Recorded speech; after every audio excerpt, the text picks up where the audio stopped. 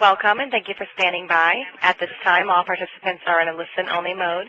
Later during the question and answer session, please press *1 to ask a question over the phone. Today's conference call is being recorded. If you have any objections, you may disconnect at this time. And now I will turn the meeting over to Ms. Lauren Christopher. Thank you. You may begin. Thank you, and thank you to everyone joining us on today's webinar, which will focus for states on how to use the online data collection system to submit your fiscal 2013 grantee survey. This is an annual report that is normally required in December, but we extended the deadline to the end of this month to allow us enough time to make sure that the form is fully functional in the system, since this is the first year that we're using the system for the form. So the form will be available by this Friday for everyone to use, so we're taking this opportunity to walk you through both logistically how you submit it through the system, as well as go over some of the substantive issues with the form. So I'm going to make some introductory remarks, and then I'll be turning it over to Melissa Torgerson, who's one of our partners with a prize, who will walk us through the substance of the form, and then Leon Litto from our office will have some closing remarks, and then we'll be opening up for questions at each section throughout the presentation.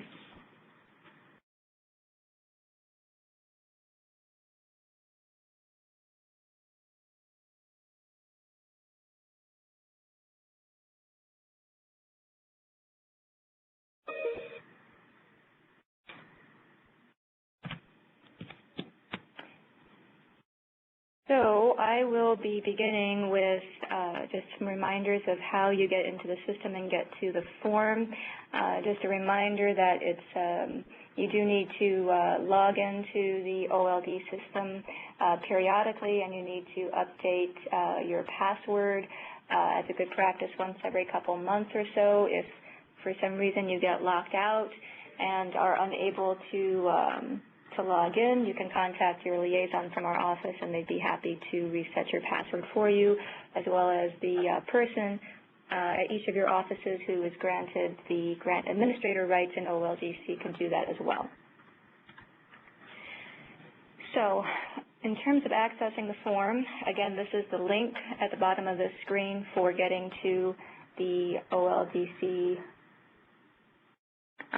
This is some background information on getting to the system, and then once you log in, you want to click the portion that is highlighted in the red box here in the middle of the screen that says Report Form Entry.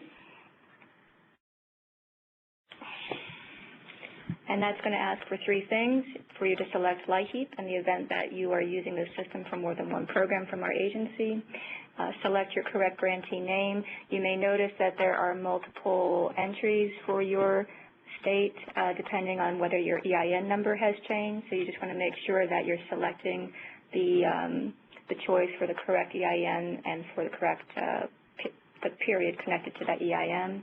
And then under Step 3, you're going to select Grantee Survey, which is HCF Form 284, and press the Enter button. That will bring you to a page that will confirm that you're selecting the right report and for the right state. The next step will be asking you which year you want to submit for this form. And so you're going to select the second radio button, which lists the performance period of October 1st, 2012 through September 30th, 2013 to submit your fiscal year 2013 grantee survey. And under the second step, you're going to be selecting the action, which would be the first action, a new report to submit, and press the Enter button.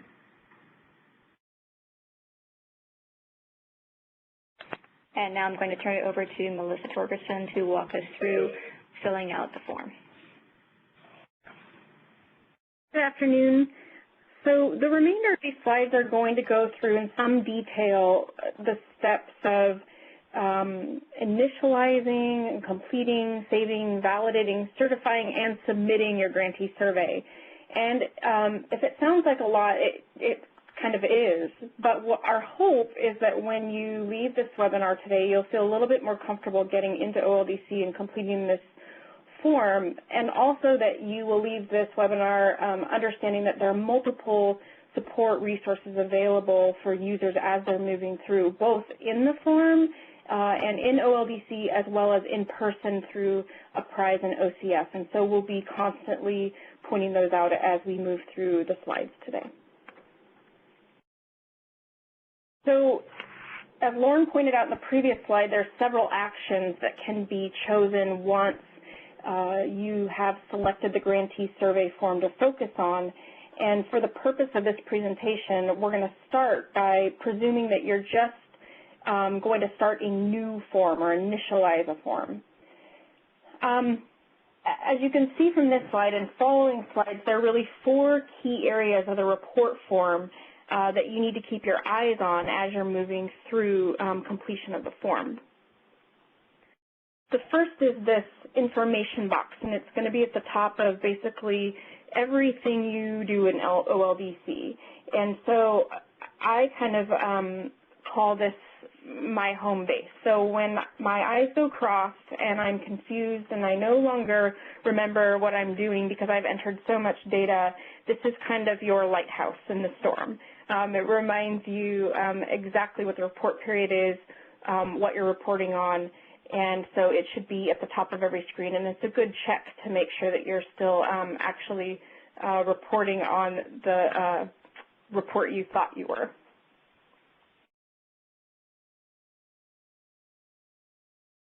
The next piece or element of the OLDC system and reporting is this progress bar. And so this is important. I think it's especially important for grantees who have several different people working on this form. The grantee survey, oftentimes you will have both program staff and fiscal staff who are entering data, and so this is very helpful to understand where the report is in the process. And as we move through the remainder of the slides, we'll talk about what each of these statuses mean, and in particular how each status impacts your ability to edit or delete your report.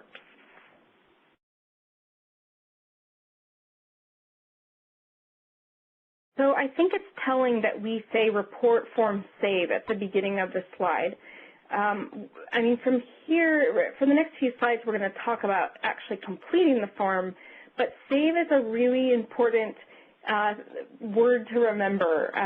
If you could see in the bottom of the screen, it's highlighted in red. This is the third component of the OLDC screen that you'll see, and it allows you to take different actions: save, view, add attachments, validate, and print. And those sometimes change based on the status of your report. We'll talk about this once again as we go through, but I think once again the shining star here is that Save button. The other night I went in and ran a bath and decided to run and get something off the printer, and I sat down to fix a sentence on the screen, and 2 pages later remembered that I was running a bath. And so oftentimes it's the same kind of thing when you're sitting at your desk completing a report.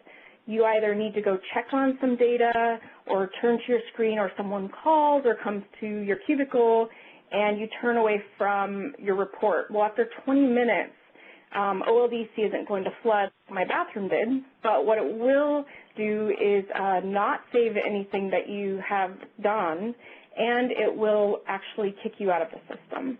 So it's very important to save and save often. The Save button does not submit your data, so it's okay to do it as often as you'd like.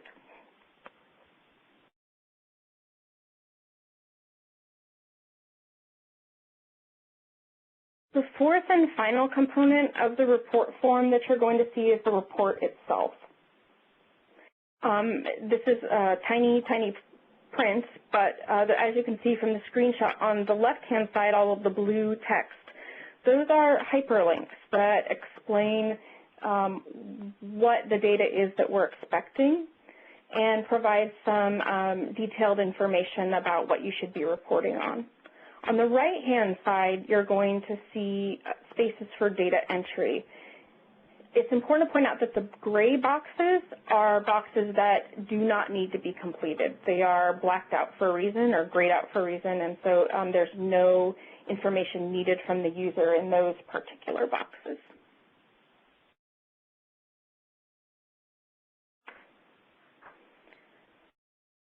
Some of the data on the right-hand side, you'll notice, is pre-populated or pre-populated and locked, or calculated and locked.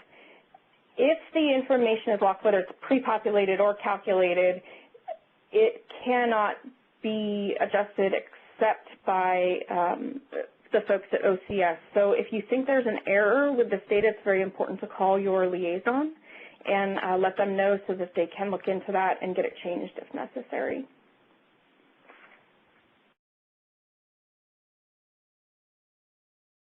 So in addition to pre-populated and pre-calculated data, there are other pieces of data that you're going to see on the screen. There's manual entry. Once again, those are the white cells that you can go in and enter data on. There's no need to enter commas or dollar signs. OLDC won't recognize those. You can enter decimals. However, just be aware that OLDC will round it up to the nearest whole number. So if you don't want to add decimals, you don't need to. Text fields can be copied and pasted from another document right into OLDC. You just need to use your right-click button to do that. Other kinds of data that you'll notice on the screen are validation checks. And we're going to go ahead and hold off on talking about validation checks for a couple of slides, but it's important to know that usually it's in red, as you can see from this screen. Those will pop up on the screen if you are running validations.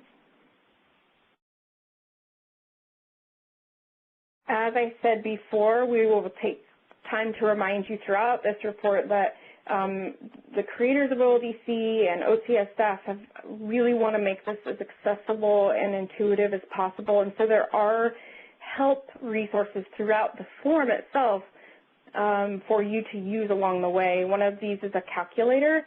If you go double-click on an open number field, it will go ahead and open this up, and it'll even remind you what you're supposed to be calculating. So that's kind of helpful. And so are, once again, those hyperlinks that we talked about. So for every data field, you're going to see a hyperlink that will give you a longer description and definition of what it is that we're asking you to put in that field. And this is far more helpful than going back to those written instructions that we used to have to use.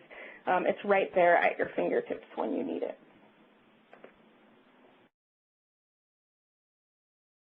So as many of you recall, prior to OLDC, we used an Excel spreadsheet to submit our grantee survey every year. And in that spreadsheet, there were edit checks, right? And so when you filled something out, if it violated a rule of some kind, the edit check would click yes or no, and it would kind of give you a warning that maybe you've entered something wrong or that you need to be thinking about the data that you're putting into your report. From the grantee side, the beauty was you could ignore those edit checks and just send it on to Leon, who would then follow up with a phone call, and you would work together to go ahead and fix those reports. The beauty of it now is that OLDC does those validation checks automatically. And it's helpful both to the grantee to be able to have kind of an instant recognition of where they may have misentered data or where they may need to go back and look at their data.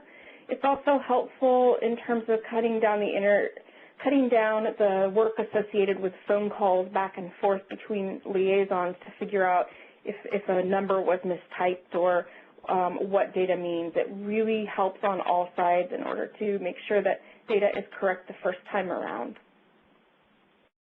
There's 3 outcomes of the validation checks. The first is that once you validate your data and it's saved, this first bullet will come up as saved validated, and this means there are no errors and the form is ready to be certified. And that's when you can jump up and cheer because you've done a great job. Then second is validated with warnings.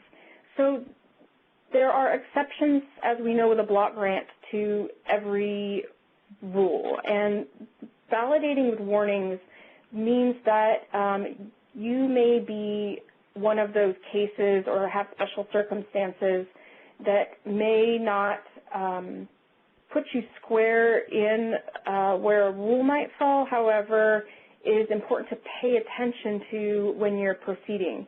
If you validate and have warnings and then later submit with warnings, you can guarantee that you'll get a phone call from someone at Apprise or OCS to check and make sure that you indeed intended to turn that data in. And so it's important to pay attention to those warnings, even though you can proceed to certify and submit your report with them. It's critical to pay attention. And then saved with errors. The report will not validate if you have errors and some people call these fatal errors. The idea is that if you have an error, you're not going to be able to go any further. It needs to be fixed. And so we'll give you some examples of those as we proceed. So to validate, you're just going to click the Validate button. You know, people have different styles of completing forms. And so when I was a coordinator, I would often complete a part of the form and then go get more data or verify data and then come back and complete another part of the form and so on. And you can do that and still validate as you go. So when you click Validate, it once again does not submit your data. It will save the data. It will run the error checks. The only caution is that if you do have blank or incomplete data fields in the form, it will produce errors for those as well. So you just need to be aware of that. But it's okay if you'd like to go ahead and check your data as you go, that it won't mess up the system or mess up your report, so that is an option.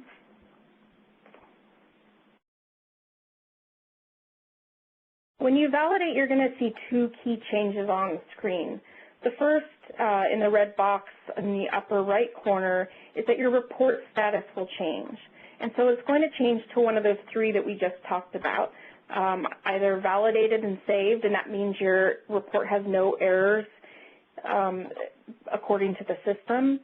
It's going to say validated with warnings. Once again, you can go ahead and certify and submit your report with warnings, but this kind of raises awareness that perhaps you need to recheck those numbers. And then edited and saved is the final status that you'll see, and this means that there are errors and it won't validate until you've fixed those errors. The other change you're going to see on your screen once you validate are the warnings or errors, and in this case it's highlighted in the red box on the left-hand side. And it tells you what the error is, but it also gives you a link to click which will describe the error in more detail and what you need to go back and fix. And so once again, this is helpful. You can enter all of your data and then run these checks, or you can run the checks as you go along.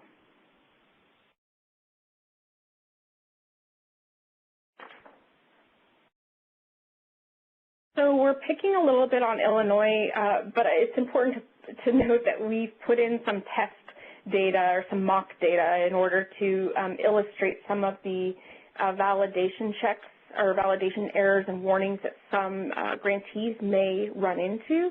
And so I just want to point that out, that even though it says Illinois, this is not their data.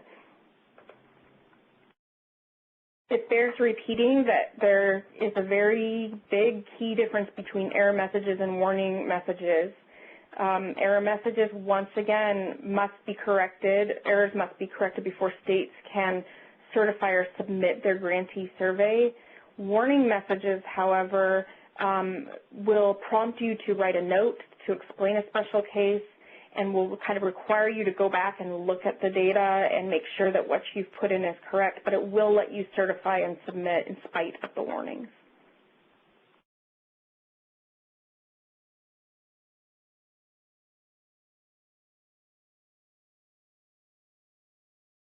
So a couple of common error messages people will get. Once again, errors are things that you have to go back and fix. Probably one of the more common is the maximum annual dollar income. As many of you know, as all of you probably know, LIHEAP statute requires requires income thresholds to be equal to or greater than 110% of the federal household poverty guidelines and or 60% of median income. And so what will happen is when you go in and enter the maximum annual dollar income for a 4-person household, when you run a validation, if that number kicks you up over the allowable income, it will give you an error message that you must go back and fix. And so this is one of the common errors. Another is that numbers need to match up in most cases. So estimated total uses of funds must equal the estimated total sources of funds. So when you validate, the other thing that the form is going to do is it's going to auto-calculate and sum some of the things that you've entered into your spreadsheet. And if these sums don't match the pre-populated sums in terms of sources of funds, it's going to once again kick back an error message that requires you to fix something before certifying or submitting your report.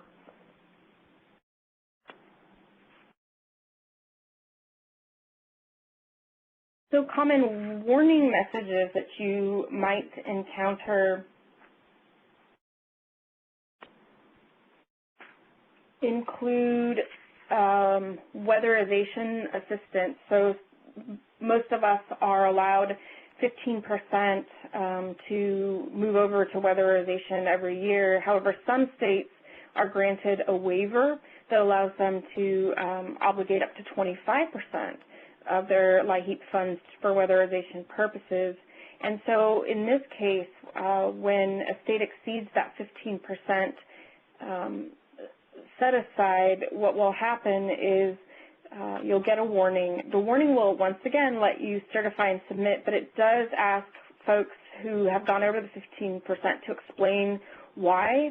And so this is where you'd enter in the notes section that you have a waiver granted. Another example is administration and planning costs cannot be greater than 10% of your LIHEAP resources for the year. And so in rare cases, this number might be greater than 10% based on, carryover amounts from the previous year. And so if for some reason it has gone over 10%, once again, the system will kick back a warning to you when you have, when you go to validate your data that asks you to include a note in the notes section to explain why your state has greater than 10% allocated to administration.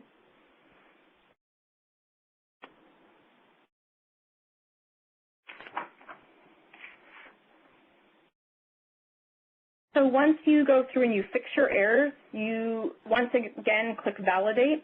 If you had errors that needed fixing and you fixed them, but you still have warnings, you're going to see a report status change to Validated with warnings.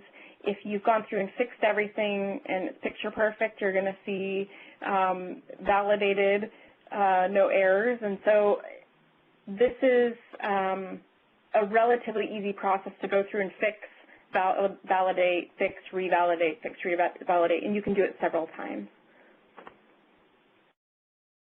For some of you, and this happened with the household report as well, you're going to run into special circumstances where you just can't seem to get past those errors and it's not letting you validate your report or move any further beyond validation. And so there are two steps to take. If you've waited until the last minute to submit your report and these validation errors are going to keep you from meeting your deadline, then grantees should immediately contact their liaisons and request an extension for their report. This is really an important step to take. The second is your liaison will hopefully point you into our direction, but you can also call us directly, and we've put our emails down, but there's a team at Apprise that standing by ready to help folks move through these validation issues, and we'll talk through your data, answer any questions you might have, and try to resolve the the issue before you submit your report. So these two steps are important if you are finding that you just cannot get past that validation stage. For those of you that can and do get past validation, the next step is to certify your report. And this is really kind of the equivalent of your signature. And those of you who've done online taxes or any process like that, it's the same.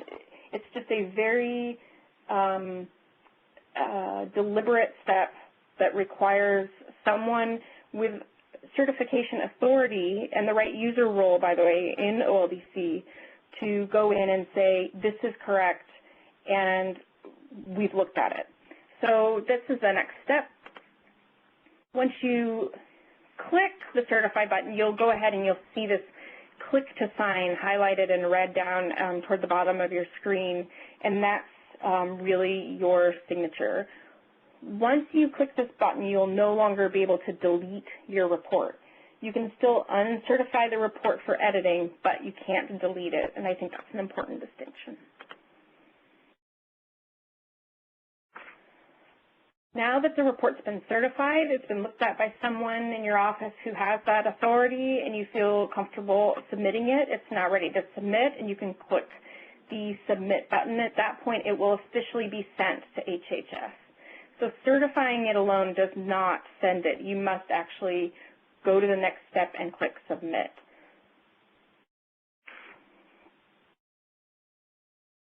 It's important to point out only people with submit roles can submit, and they must also have unsubmit roles in order to go in and unsubmit the report in case further revisions are needed. So paying attention to who has what authority within OLDC is very important, especially if you are waiting to the last minute, making sure that you understand who in your office can do certain things is pretty critical.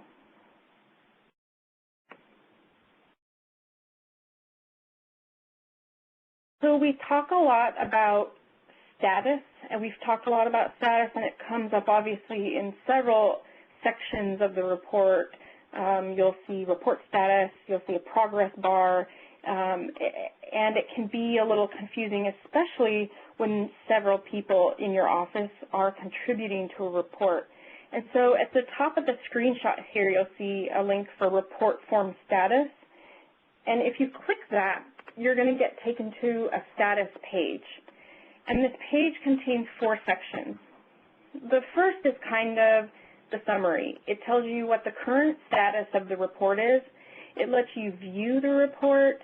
It lets you print the report, and it lets you take an action that's appropriate. So in this case, we've submitted the report. I want to go in and unsubmit it.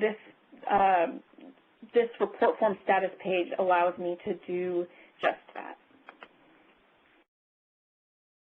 The report form status page also contains a history. Once again, this is helpful if multiple people are working on the report. It gives you a username so you can see who's gone in and what steps they have taken. And, you know, in this case, a person went in and saved with errors and validated and saved. And so you may see a very long list, but it's helpful to know who's gone in and taken what action on a report, once again, particularly if fiscal and program staff are working on it.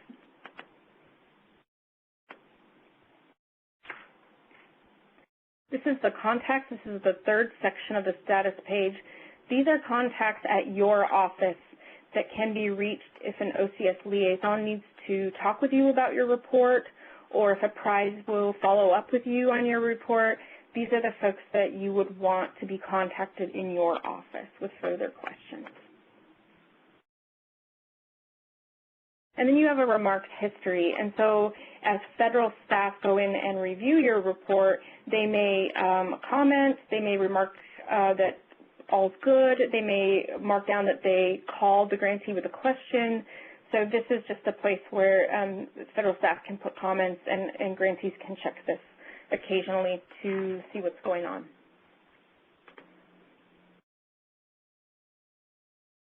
So So this is kind of a helpful summary of what happens and all of these status that we talk about. It really is fairly intuitive once you get started. It sounds complicated, but I think that it makes sense that in many ways it's kind of the same process you take when you're filling it out in Excel, in that you are constantly going in and saving your information. You have edit checks, so in this case they're automatic, that save your data. Once you're at a point where you can certify, meaning you either have warnings or you have no warnings, then you can certify, sign, and then submit your report. After it's been submitted, you can edit the report. You can unsubmit and uncertify, basically move through the path backwards. The only exception is when the form is under review by OCS staff. So if your liaison is looking at it, it will change to a status of review, and at that point, the grantee must call the liaison to unlock it for editing. So that's an important thing that came up during the household report. So if you want to go in and revise your form and it is in review status, you'll need to call your liaison to work out how to move forward.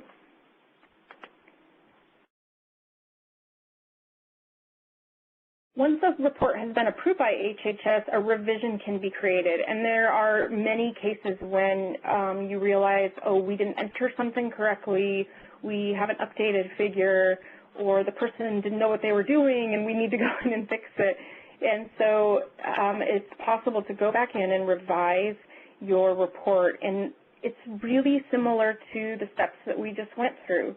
So you're going to go back all the way to selecting the report that you want to take action on, and when you have to choose an action step, you're going to choose New, Edit, and Revise. What that will do is it will pull up the same screen we started on, only you're going to see key differences. For example, in our Lighthouse home base box, you're going to see that it clarifies that this is revision number 1. So it's always going to save a copy of your original report, but it's going to clarify here that what you're working on is actually a revision. And in that way, you're kind of starting the process over again. Once again, the original report is retained, and you can get to it from the report status page that we went to. So as you can see here, you have the original report, and then you can go in and access the revision. So the only time that you're going to have revisions, once again, is if the original report you submitted has been approved by HHS. Anything else is going to be an edit to the original report. But once it's been approved and you go back in and change it, it'll be considered a revision, and you can access it from this report form status page. We already said this once, it's important to save often. This says after 30 minutes. I've also heard 20 minutes, so I would go with the more conservative figure to be safe. Once again, I think this just goes back to what you hear probably every day, which is save and save often. It just makes sense, especially since all of you are very busy and multitasking constantly. It's just important to make sure that even if you've only entered a few fields, that you're saving so that when you come back to the report, that information is still there for you. When you think about activity, this includes saving, printing, validating, certifying, and submitting. So just looking at your screen or moving the mouse or putting in data into the fields is not considered activity. I might have someone clarify that, but the point is it's really important to make a concerted effort to either save or keep clicking something on the screen. After each use, you're going to end OLDC. Logging out is very important, once again, especially for people that have multiple folks accessing the report. If someone is locked out, that person has to get back in and reopen the form, which if you're waiting to the last minute to complete your report and someone's gone home for the day, can prove to be a significant challenge. So it's really important that you end your session when you are finished, and that you save or have activity every 30 minutes. this is probably the most important part of the webinar, because although we can sit and talk about all the steps you need to take, until you get into the report and begin entering data, you really won't be aware of where your particular and unique challenges are with your state's data or your technical issues that you might encounter within the system.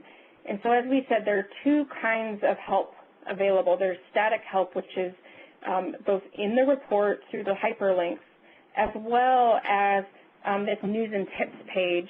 If you click News and Tips, it will take you to an OLDC documentation site, and all of these are help documents associated with OLDC.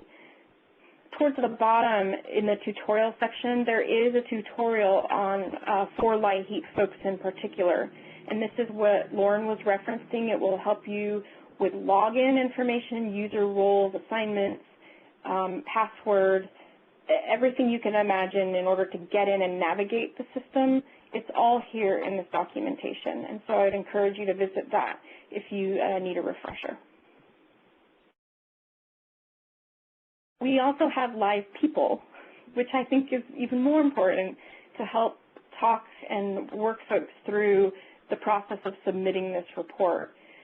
For data and validation issues, grantees are encouraged to call the Apprise team.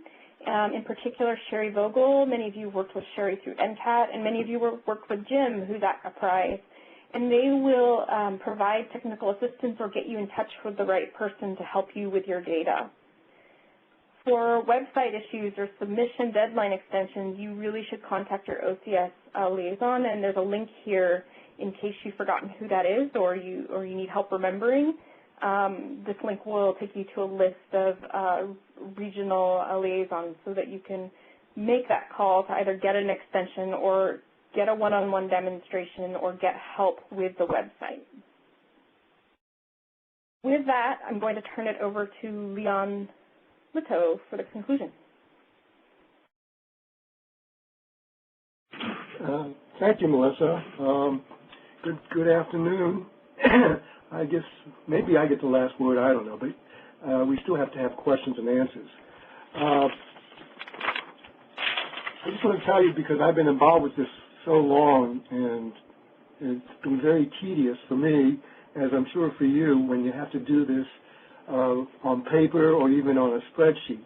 So I'm really excited that we can get this thing automated, but you know, there may be some problems along the way, and we'll fix those as they come up. But we spent a good amount of time trying to bulletproof the OLDC submission. Just so you know how we really started, this used to be called the telephone survey. So we've gone from a telephone survey into an automated survey through OLDC. That's really quite an accomplishment from my viewpoint. Now the thing is that you're going to get ease of putting in the information, but that also makes it easier for us to get back to you in a more timely way when we don't have a survey from you, or it's not complete, or there are problems. What's really important at that point is, as has been said before, you contact your liaison to ask for an extension. If you're asking for an extension after the deadline of when the survey is due, I personally don't give that as much weight as if you call before the deadline is over with. So please keep the deadline in your mind and looking at it from doing it on a timely basis.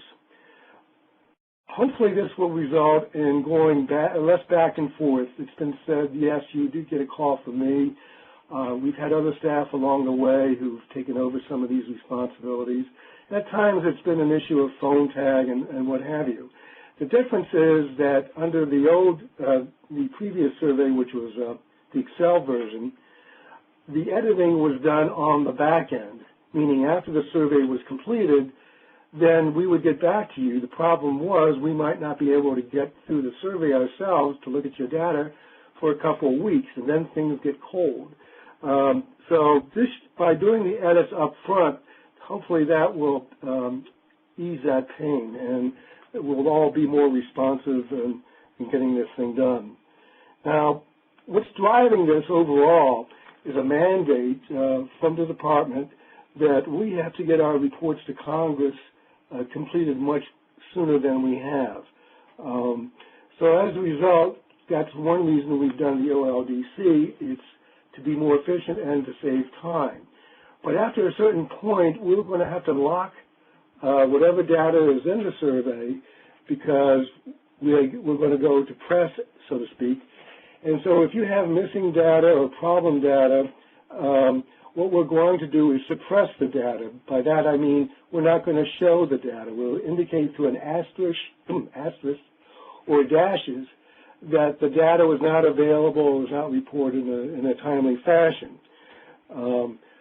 Don't want to do that. I mean, we really like to have everybody succeed in getting their data in and having good data to report to Congress because that's the audience plus the administration. But yet there is a time crunch, as there is in most other things here. So I think it's important that we work together. You know, if you have a problem, just call the liaisons. There's other people available, and we really want to cooperate with you in getting this thing done correctly and like I said, efficiently. So I think those are my remarks. I guess we could open it up to questions on anything that's been spoken about either by Melissa or myself. How do we do that? Operator? Thank you. We will now begin the question and answer session. If you would like to ask a question over the phone, please press *1. Please unmute your phone and record your name clearly when prompted. To withdraw your request, you may press *2. One moment, please, while we wait for questions.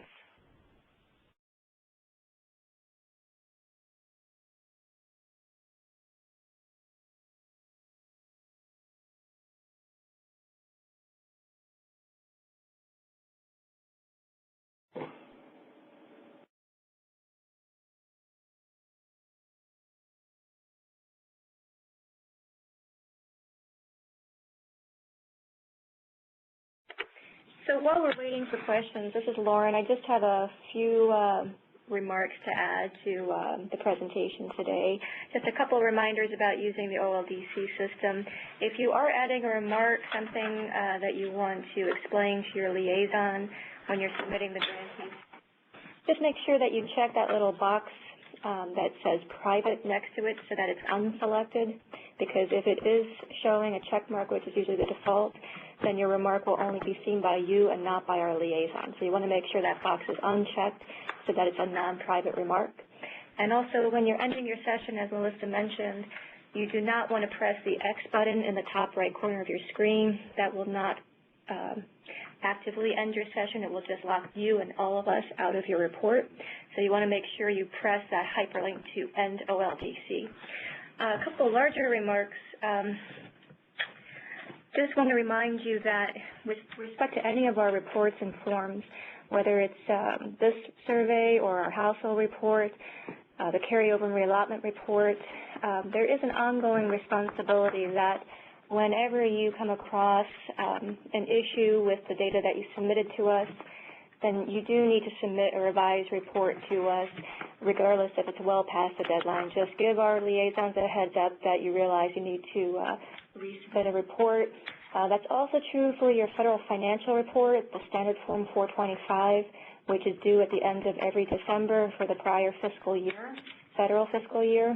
And so hopefully all of you have been able to submit your fiscal year 2013 425 report last month. If not, your contact for that report is Lydia Peel in our Grants Management Office, and if you have any issues trying to submit that or any questions about that, again, you can contact our liaisons as well. And so for those reports, those are a little different. You know, they're tracking the 2-year period, so just a reminder that as you are using your carryover funds in another year, you may need to submit an updated 425 as well.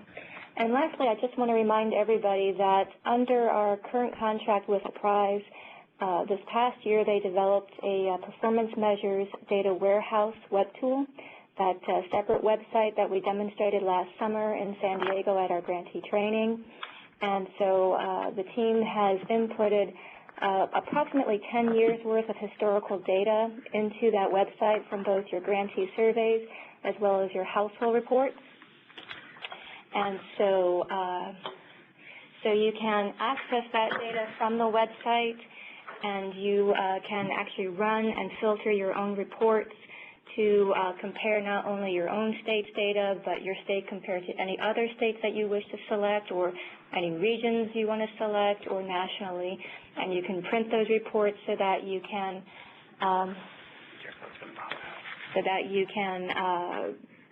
print those and share those with your stakeholders at the state and local levels as well. So just a reminder that if you haven't been on that site for a while, again, feel free to call or email our liaisons. They can, you were sent a username and password for that site by a prize last summer, and so if you've forgotten what that is, or you just need a little refresher of how to use that site, just let us know, because again, a major reason of why we're trying to automate and get all this data online is so that it's not only useful for us, but it's useful for you as you're making decisions about how to administer your programs and communicate the results of your programs to your stakeholders. So I'll turn it back to the operator if there are any questions or comments at this time about either the system or any substantive questions about how to complete or respond to the questions in the form. And there are no questions on the phone at this time.